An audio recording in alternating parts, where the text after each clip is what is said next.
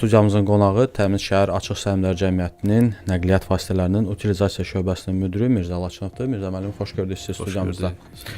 Və bugün biz nəqliyyat vasitələrinin utilizasiyası ilə danışacağıq. Bilirik ki, köhnə nəqliyyat vasitələri həm ekoloji baxımdan, həm də yollarda hərəkət təhlükəsizliyi baxımından müəyyən problemlər yaradır. Və onu da bilirik ki, ötən ilin oktyabr ayından nəqliyyat vasitələri utilizasiyaya qəbul edilir və ilk sualım da elə bununla bağlıdır ki, bir il ərzində statistik məlumatlar bizim üçün maraqlıdır. Ötən müddət ərzində nə qədər nəqliyyat vasitəsi utilizasiyaya qəbul edilib? Dəvətiniz üçün minnətdaram ilk növbədə. Ümumi statistik məlumatlar isə artıq oktyabr ayının 15-dən etibarən tam olaraq bir təqvim ilini əhatə elədi və bu bir il ərzində artıq müəyyən bir statistikada formalaşdı. Göstəricilər onu deməyə imkan verir ki, proses xüsusilə də son dönəmlərdə kifayət qədər sürətlə gedir. Bu maraq getdikcə daha da artır. Və təbii ki, bu da utilizasiyaya verilən nəqliyyat vasitələrinin sayında da özünü göstərir. İlkin mərhələdə yalnız bir utilizator fəaliyyət göstərirdisə, artıq növbəti mərhələdə ikinci və üçüncü utilizatorların qeydiyyatı da aparılmışdı ötən dövr ərzində və hal-hazırda həmin 3 utilizator aktiv şəkildə fəaliyyətdədir. Qeyd elədiyimiz həmin dövr üzrə artıq 13.323 nəqliyyat vasitəsi utilizasiyaya təhvil verilibdir. Təbii ki, bunun əsas hissəsi, böyük bir hissəsi ilk fəaliyyətə başlamış və Bakı şəhər ərazisində fəaliyyət göstərən utilizator tərəfindən qəbul edilibdir.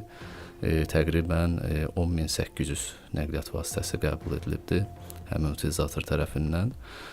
Daha sonra iyul ayında fəaliyyətə başlamış utilizator tərəfindən 1800 civarında təqribən nəqliyyat vasitəsi utilizasiyaya qəbul edilib. Ən son fəaliyyətə başlayan utilizator isə 700 civarında, 715 ədəd nəqliyyat vasitəsini utilizasiya üçün qəbul edibdir. Onu da qeyd eləyək ki, utilizatorlar Bakı, Gəncə və Abşeron ərazisində hal-hazırda fəaliyyət göstərirlər. Ümumiyyətcə, təsnifata baxdıqca bu təsnifat necə bölünür? Təsnifatlar Azərbaycan Respublikası Nazirlər Kabinetinin qərarına uyğun olaraq müəyyən edilmişdi.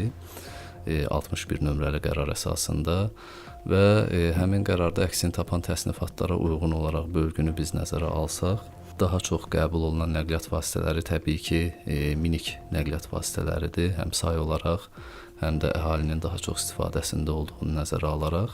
Ancaq bununla yanaşı son dönəmlərdə yük, yol təsərrüfatında istifadə olunan nəqliyyat vasitələri də və eyni zamanda kənd təsərrüfatı texnikalarından traktorlar da verilməyə başlayıbdır.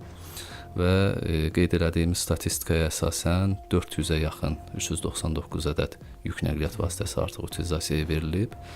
Eyni zamanda 58 traktor utilizasiyaya verilib və həmçinin 29 ədəd yol təsərrüfatı və meliorasiya tikinti sahəsində istifadə olunan nəqliyyat vasitələri utilizasiya üçün qəbul edilibdir.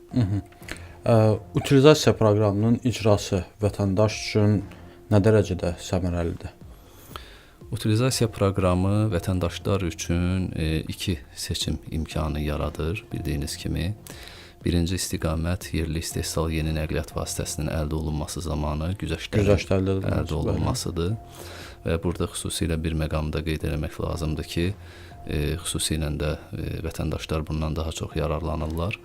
Təsdiq edici sənədlərin adsız olması və eyni zamanda onların cəmlənərək bir nəqliyyat vasitəsi üzərində tətbiq olunması xüsusilə əlverişli şərait yaradır və bir çox hallarda biz şahidi oluruq ki, ərizəçilər həmin güzəşt məbləğlərini cəmləyib yerli nəqliyyat vasitəsinin, belə deyək, məbləğinin əhəmiyyətli bir hissəsini və hətta əksər hallarda bütün məbləğinə tətbiq olunmaqla güzəştlə əldə edirlər. Bu da təbii ki, onlar üçün daha səmərəli olur və eyni zamanda da yerli istehsal nəqliyyat vasitələrinin satışını da stimullaşdırmış olur. Digər tərəfdən isə paralel olaraq burada nəqliyyat vasitəsini utilizasiya verən şəxslərə və təsdiq edici sənədi təqdim edən şəxslər üçün bir dəfəlik ödənişlərin ödənilməsi nəzərdə tutulur ki, bu da müvafiq güzəşt məbləğlərinin 70% həcmindədir. Hal-hazırda qeyd elədiyimiz kimi bir dəfəlik ödənişlər istiqamətində də kifayət qədər müraciətlər var və 850 min manat civarında bir dəfəlik ödənişlər də həyata keçirilibdir. Təbii ki, bu da proqrama olan marağı bir qədər də artırır. Və hər kəsin maraqlandığı sual, yenə də təkrar olsa da sizdən xahiş edəcəm, həmin o məbləğləri səsləndirəsiniz. Təsnifatlar qeyd elədiyimiz kimi beynəlxalq təsnifatlara uyğunlaşdırılıbdır və burada M1, M2, M3 minik nəqliyyat vasitələri üzrə fərqləndirilir. Eyni zamanda yük nəqliyyat vasitələrində M1, N2, N3, daha sonra T təsnifatı, T, TK və TT traktorlar və eyni zamanda da H, HT və HK meliorasiya və yol tikinti nəqliyyat vasitələri üzrə. Birinci təsnifat qeyd elədiyimiz kimi M1 və M1 təsnifatında güzəşt məbləği 1500 manat və müvafiq olaraq 70% həcmində bir dəfəlik ödəniş 1050 manata bərabər olur. M2, N2 təsnifatında isə bu məbləğ 2000 güzəşt məbləği nəzərdə tutulubdur və bunun da 70%-i 1400 manat bir dəfəlik ödəniş deməkdir. M3, N3 təsnifatında isə maksimum olaraq 3000 manat nəzərdə tutulub və burada da bir dəfəlik ödənişin məbləği 2100 manata bərabər olur. H, HT və HK bunlar da 3000 manat güzəşt məbləğinə bərabərdir. Burada da eyni ilə 2100 manat bir dəfəlik ödənişə bərabər olur və traktorlarda da ikinci təsnifata uyğun olaraq 2000 güzəşt məbləğinə bərabərdir. Bu da 1400 manat bir dəfəlik ödəniş kimi əldə oluna bilər. Və daha bir maraqlandıran sual, tamaşaçılarımızı, dinləyicilərimizi avtomobil hansı vəziyyətdə olmalıdır ki, o utilizasiyaya qəbul olunsun? Nəqliyyat vasitəsinin qanunvericilik üzrə anlayışı üzərindən yanaşılaraq onun banı və şasisinin təbii ki, tam olması nəzərdə tutulur. Çünki əks halda bu artıq nəqliyyat vasitəsinin bir ehtiyat hissəsinə çevrilir. Ancaq üzərindəki məsələn mühərrikdir və digər təkərlərdir və s. digər bu kimi yardımçı ehtiyat hissələri belə deyək ki, var. Bunların isə olmaması güzəşt və bir dəfəlik ödəniş məbləğinə təsir göstərmir. Utilizasiya prosesi ölkəmizin avtomobil parkının yenilənməsinə nə dərəcədə təsir edəcək?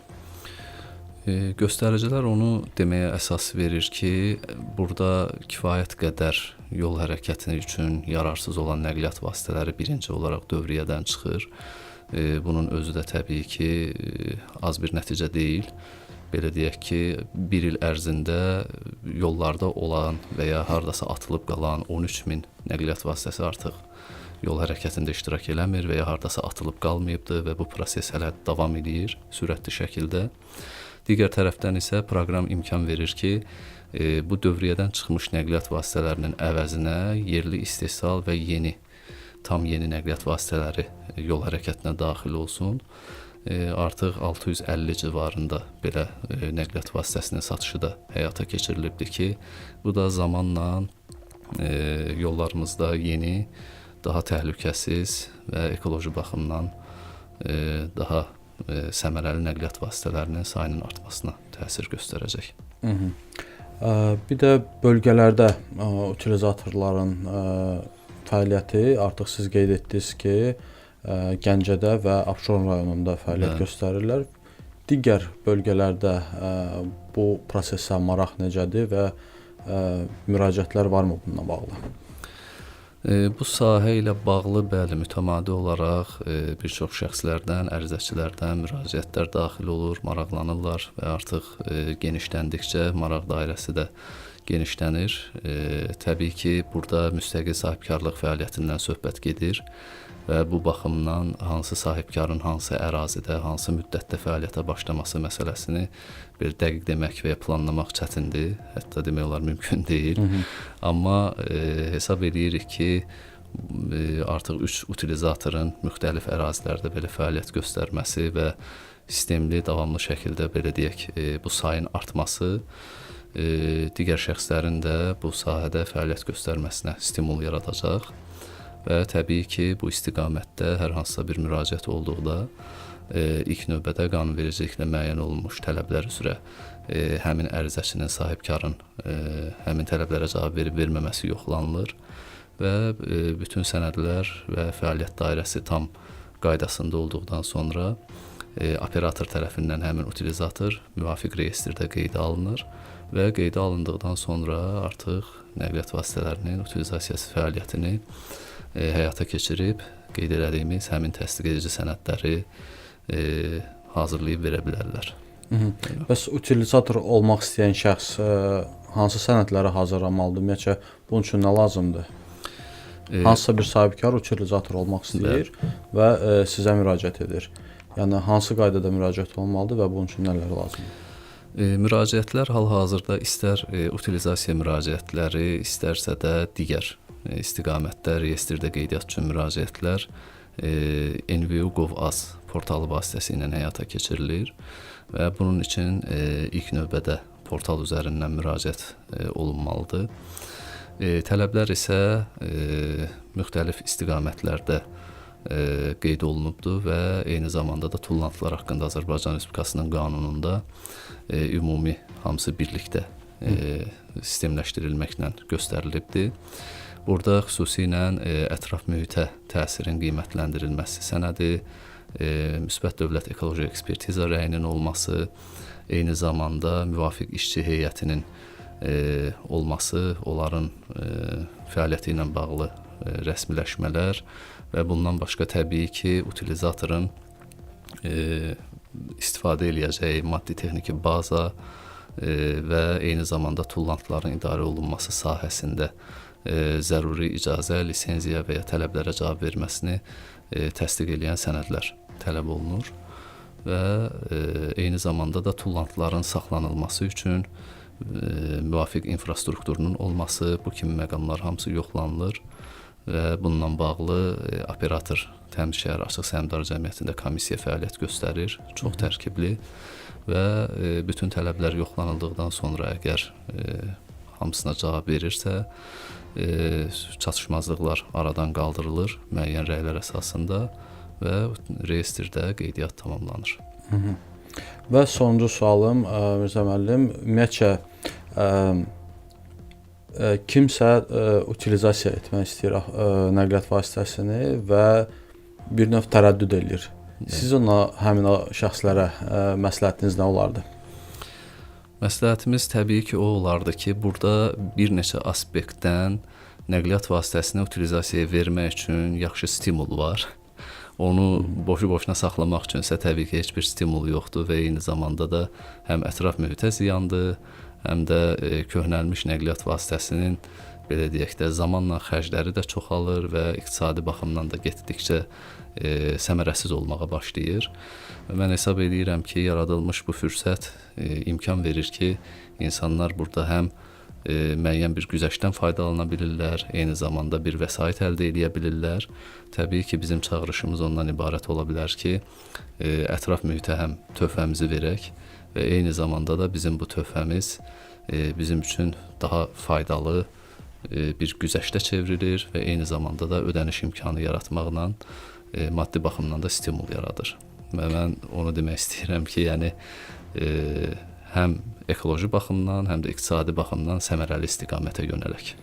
Uğurlar arzulayırıq sizə bu çətin işinizdə. Çox sağ olun. Təşəkkür edirik vaxt ayırıb gəldiyiniz üçün. Yenidən studiyamızda görməyə sizə şad olacağıq. Xatırladım ki, studiyamızın qonağı Təmiz Şəhər Açıq Səhmdar Cəmiyyətinin nəqliyyat vasitələrinin utilizasiya şöbəsinin müdiri Mirzə Laçınov idi. Bununla da iqtisadi həftə verilişi sona çatır. Bizim YouTube və Facebookda CBC FM Azərbaycan səhifələrinə abunə olmağı unutmayın. Sağ olun.